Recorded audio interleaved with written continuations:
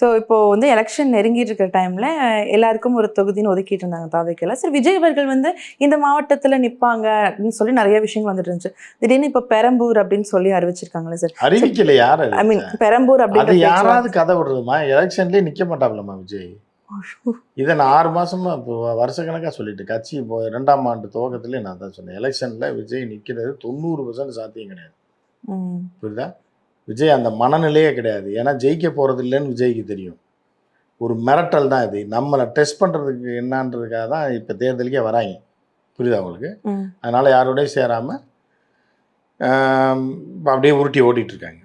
So இப்படி இருக்கும்போது என்ன அப்படின்னா, விஜய் வந்து எலெக்ஷன்லேயே நிற்க மாட்டாப்புலன்னு சொல்லி நான் அப்பயே சொல்லுவேன். 2ஆம் ஆண்டு விழாலே சொன்னேன். அதுதான் இப்போ தான் நடக்க போகுது. இப்போ தான் சில பேர் அதை பற்றி பேச ஆரம்பிச்சிருக்காங்க. நீங்கள் பழைய வீடியோ எடுத்து பார்த்தீங்கன்னா தெரியும். ஸோ அப்போ நிற்க மாட்டாங்கன்றீங்களா? 90% நிற்கிறதுக்கு வாய்ப்பு இல்லை. ஓகே. திடீர்னு நைட்டில் ஏதாவது ஒரு எதையாவது சாப்பிட்டுட்டு முடிவு எடுத்தால் உண்டு.